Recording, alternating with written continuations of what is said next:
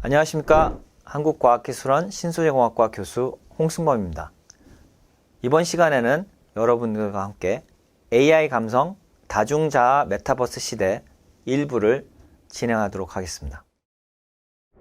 이번 시간 학습 목표입니다. 인공지능이 감성과 감정 기능을 위임받는 과정을 이해하고 이 과정에서 신소재의 역할이 무엇인지 압니다. 우선 감정과 감성을 정의를 해보겠습니다.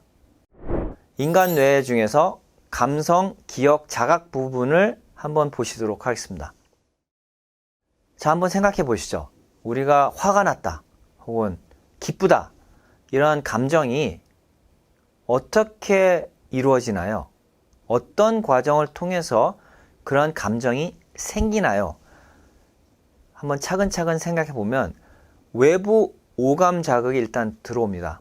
제가 뭔가를 보거나 뭔가를 듣거나 혹은 뭔가를 느끼거나 무슨 냄새를 맡거나 무슨 맛을 봅니다.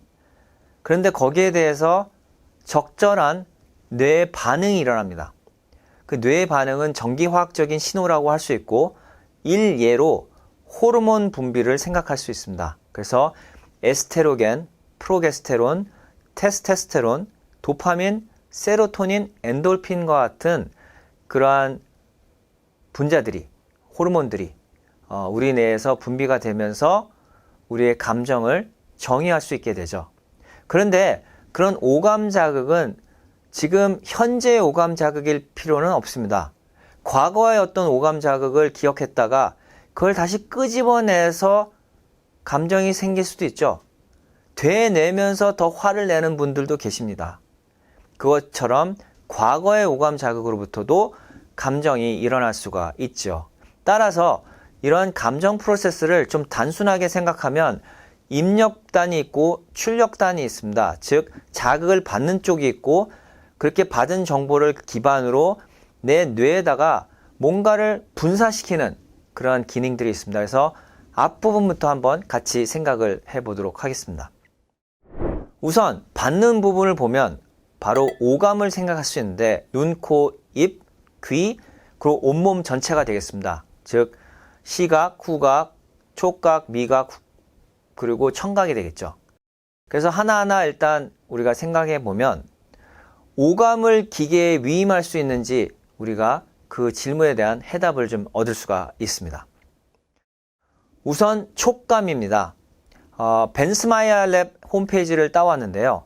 이 벤스마이어 교수는 제가 2013년에 알곤 국립연구소에 재직 당시 실제로 제가 직접 만났고 그분의 강의를 들었었습니다. 그때 제가 엄청나게 놀랐었는데 이유는 의수라는 기술은 이미 있었던 기술입니다. prosthetic arm이라고 하는데 로봇 팔을 절단된 그 분들을 위해서 붙이고 그 로봇 팔을 활용해서 뭔가 움직임을 나타내는 그러한 기술은 이미 있었던 기술인데 이분이 했던 혁신은 그러한 의수에다가 사람이 느끼는 촉감과 거의 같은 촉감을 구현했다. 이게 굉장히 큽니다. 그럼 어떻게 구현을 했느냐? 손가락 마디마디에 앞전체라는 소재를 활용을 했고 그 앞전체의 앞감을 통해서 나오는 전기 신호가 우리 대뇌에 있는 촉감 센서 부분에 직접 연결이 돼서 어떠한 전압과 전위를 줘야만 실제로 내 팔이 있었을 때의 느낌과 같은지를 침팬지를 통해서 알아낸 것입니다. 그걸 알아내니까 컵을 잡을 때도 보통 시각만 갖고도 잡을 수 있다고 사람들이 생각하지만 실험을 해보면 시각과 촉감이 동시에 있어야만 컵을 잡을 수 있습니다. 그런 컵을 잡는 단순한 행동부터 저 사진에서 보시는 것처럼 탁구공을 짚거나 포도알을 떼거나 스마트폰을 쉽게 조작하거나 악수를 하면서 그 앞감을 정확하게 낼 수 있는 그런 의수 기술을 개발한 그런 혁신적인 공로가 있고 그로 인해서 오바마 대통령께 굉장히 많은 그 칭찬과 또 표창을 받았던 것을 기억하고 있습니다. 자, 그러면 촉감만 기계에 위임할 수 있을까요? 그렇지 않습니다. 시력에 있어서 망막을 손상받으면 볼 수가 없는데 이러한 망막 손상 환자를 위해서 인공 망막을 미국의 Department of Energy에서 오랜 기간 동안 개발을 했었습니다. 이 개발의 소재 기술은 실리콘 소재고 CMOS 소자 기술을 활용한 것이며 매트릭스 구조로 우리가 각각의 화소를 마치 우리가 화면을 보듯이 만들 수가 있고 거기서 나온 전기 신호를 시각신경에 직접 대입함으로써 사람이 보는 것 같이 볼 수도 있고 오히려 사람이 볼 수 없는 그런 영역까지 볼 수 있게 만드는 그런 증강 효과까지 나타내고 있습니다. 그래서 인공망막 역시 기계에 위임함으로써 우리가 인공지능이 오감 중에서 촉감과 시각을 우리가 구현할 수 있다 이렇게 볼 수가 있고요. 청력의 경우에는 보청기도 사실 어떻게 보면 하나의 기계가 소리를 증폭시킴으로써 잘 못 듣는 사람을 듣게 한다 이렇게 볼 수가 있는데 요거보다 한 단계 더 나아가서 아예 전정기관 내에 있는 그런 센서나 혹은 달팽이관 내에 있는 그러한 선모 세포까지 앞전체라는 소재를 활용해서 대체를 하고 인공지능 중에 기계학습을 결합해서 실제로 사람이 듣는 것보다 더 잘 들을 수 있고 인식도 더 잘할 수 있게끔 만드는 기술들이 이미 선보이고 있으며 오른쪽 그림 같은 경우는 저희 한국과학기술원 신소희공학과에 계신 교수님의 그러한 업적을 같이 볼 수가 있겠습니다. 자, 그러면 시각, 또 청각, 또 촉감을 얘기했는데 후각이나 미각도 가능할까요? 예, 가능해지고 있습니다. 인공코 혹은 전자코 그리고 인공미각 이런 것들이 친생체 유연 전기화학 FET는 Field Effect Transistor입니다. 그래서 트랜지스터 소자를 통해서 또 유연 전극 그런 소재를 통해서 지금 점점 구현할 수 있는 그런 단계에 이르르고 있습니다.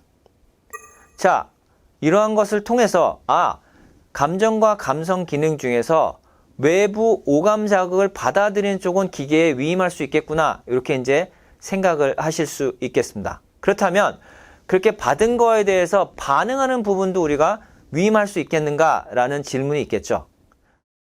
그 질문에 대한 답을 말씀을 드리겠습니다. MIT 뉴스를 보시면 뇌의 호르몬 분비를 나노 자성 입자와 원격 자기장을 활용해서 제어할 수 있다는 것을 보여준 그런 뉴스가 있습니다. 즉 우리가 원하면 원격으로도 분비되는 그러한 호르몬을 제어할 수 있다. 즉 그 뒷단도 인공지능에게 위임할 수 있다는 얘기가 되겠죠.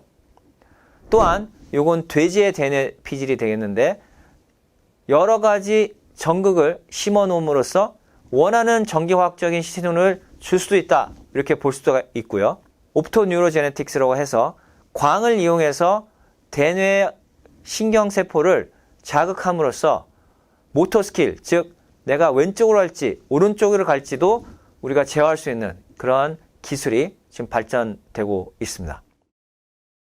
하나의 예로서 유튜브 영상이지만 지금 두 게스트가 여성 게스트가 남성 게스트랑 연결되어 있는데 여성 게스트가 예를 들어서 주먹을 쥐면 남성 게스트도 자기의 의지와 관계없이 주먹을 쥐게 되는 그러한 모터 스킬 제어가 가능한 것을 아마 여러분들은 이 영상 말고도 다른 예에서도 볼 수 있었을 겁니다.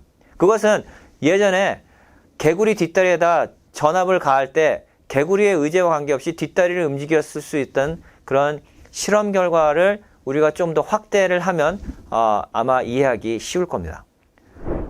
카이스트에서도 뉴스가 나왔습니다. 사물 인터넷 기반 다수의 뇌신경회로 동시 원격 제어 시스템 개발, 즉 우리가 스마트폰으로 저 멀리 있는 쥐들의 행동 양상을 제어할 수가 있는 그런 기술이 개발이 된 것이죠. 여기서 한번 퀴즈를 풀어보겠습니다. 1번, 사람이 컵을 잡으려면 어떤 감각 기능이 필요할까요? 1번, 후각과 청각, 2번, 시각과 촉각, 3번, 미각과 후각, 4번, 시각과 미각. 예, 2번, 시각과 촉각이 필요합니다. 2번, 감정과 감성은 외부 오감 자극에 대한 뇌의 반응이다. 네, 맞습니다. 이렇기 때문에 앞에 자극을 받는 부분과 거기에 대해서 반응하는 뇌의 부분을 나눠서 지금 기계에 위임하고 있는 과정을 저희가 배웠었죠. 네, 지금까지 경청해 주신 여러분께 감사의 말씀을 드립니다. 감사합니다.